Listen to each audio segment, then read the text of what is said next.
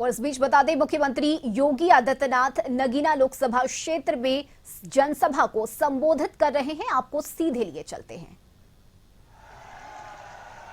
इन्होंने हम सबके सामने संकट पैदा किया। हमारी आस्था को इन्होंने संकटग्रस्त करने का प्रयास किया, लेकिन यह सनातन समाज कहां मानने वाला था। वह प्रभु राम के जन्मभूमि पर भव्य मंदिर निर्माण के लिए कृत संकल्पित था और उसे सफलता प्राप्त हुई प्रधानमंत्री मोदी जी के कारण। इसलिए मोदी जी के प्रति हर व्यक्ति कृतज्ञता का भाव रखता है। बहनों और भाइयों, यही नहीं, आजादी के बाद इस देश के संविधान को देने वाले बाबा साहब भीमराव अंबेडकर जी की भी प्रति सम्मान का भाव इन दलों में नहीं था।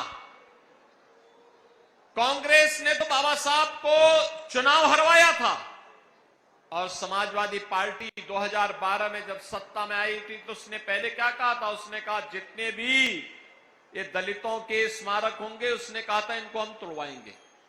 अब आप सोचो, बना तो नहीं पा रहे लेकिन तोड़वाने की बात कर रहे हैं। इनकी मानसिकता देखो ना, ये बना नहीं सकते लेकिन तोड़ने की बात जरूर कर देते हैं। लेकिन बहनों और भाइयों, मोदी जी ने बाबा साहब भीमराव अंबेडकर से जुड़े हुए पंचतीर्थ का निर्माण मोदी जी ने करवाया और आज पूरे भव्यता के साथ जहां बाबा साहब का जन्म हुआ था, जहां बाबा साहब ने अपने सार्वजनिक जीवन में रह करके कार्य किया था, नागपुर की दीक्षा भूमि, उच्च शिक्षा के लिए इंग्लैंड में जिस भवन में रहे थे और जहां उनकी अंतिम लीला संपन्न हुई, ये सभी पंच तीर्थ के रूप में विकसित करने का कार्य भारतीय जनता पार्टी की सरकार ने किया। बहनों और भाइयों, आप काशी में जाएंगे। काशी सदगुरु रविदास जी की पावन जन्मभूमि भी है। शीर गोवर्धन संत रविदास जी की पावन जन्मभूमि। समाजवादी पार्टी के समय में, बहुजन समाजवादी पार्टी के समय में वहां दिक्कतें होती थी, सिंगल रूट था, लाखों श्रद्धालु जन्मभूमि पर आते थे, लेकिन उनको आने में कितनी कठिनाई होती थी। आज आप जाएंगे सदगुरु रविदास जी महाराज की पावन धरा पर, आज आपको वहां भव्य स्मारक देखने को मिलेगा। उनकी 25 फुट ऊंची प्रतिमा देखने को मिलेगी। अन्न क्षेत्र मिलेगा, पार्क मिलेगा और जोड़ने के लिए 4 लेन की सड़क भी आपको वहां देखने को मिलेगी। बहनों और भाइयों, ये भी मोदी जी के कारण हुआ।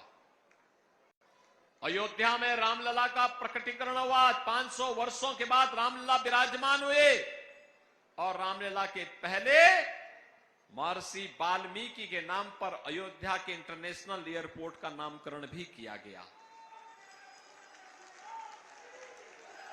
बहनों और भाइयों, एक तरफ समाज को जाति के नाम पर बांटने वाले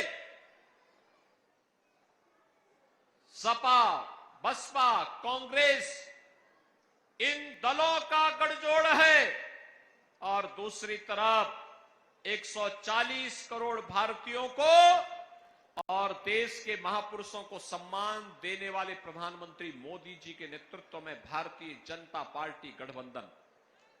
आप याद करिए, ये कांग्रेस के लोगों ने तो चौधरी साहब का भी अपमान किया था। मोदी जी ने भारत रत्न, भारत का सर्वोच्च नागरिक सम्मान चौधरी साहब को देकर के देश के किसानों का भी सम्मान बढ़ाने का काम किया है।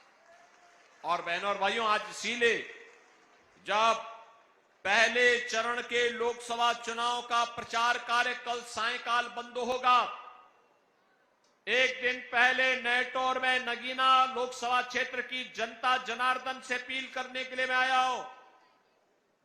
आपने बदलते हुए भारत को देखा है और आपने बदलते हुए उत्तर प्रदेश को भी देखा है। बहनों और भाइयों, यही भारत है। दुनिया में सम्मान नहीं था, सीमाएं सुरक्षित नहीं थी, नक्सलवाद आतंकवाद सिर चढ़ करके बोलता था, विकास के कार्य ठप पड़ चुके थे, गरीब कल्याणकारी योजनाओं पर टकैती पड़ती थी। और आज नए भारत का भी दर्शन आप कर रहे हैं। दुनिया में सम्मान है, सीमाएं सुरक्षित हैं, आतंकवाद और नक्सलवाद की समस्या का समाधान हुआ है, गरीब कल्याणकारी योजनाओं की कोई सानी नहीं। 80 करोड़ लोगों को फ्री में राशन, 60 करोड़ लोगों को 5 लाख रुपए की आयुष्मान भारत की सुविधा, 50 करोड़ लोगों के जनधन अकाउंट, 12 करोड़ अन्नदाता किसानों को प्रधानमंत्री किसान सम्मान निधि का लाभ, 12 करोड़ गरीबों के शौचालय, 10 करोड़ गरीबों के घर में उज्ज्वला योजना की रसोई गैस के सिलेंडर कनेक्शन भी पहुंच गए, 4 करोड़ गरीबों के मकान बन गए। और अभी तो प्रधानमंत्री मोदी जी ने कहा है नए संकल्प पत्र में कि अगले 5 वर्ष में 3 करोड़ अन्य गरीबों के मकान बनाए जाएंगे। तो नगीना लोकसभा क्षेत्र से मुख्यमंत्री योगी आदित्यनाथ को सुन रहे थे आप, और इन्हीं खबरों के साथ एक नजर 25 खबर में अभी के लिए बस इतना ही। आप देखते रहिए कशिश न्यूज। नमस्कार।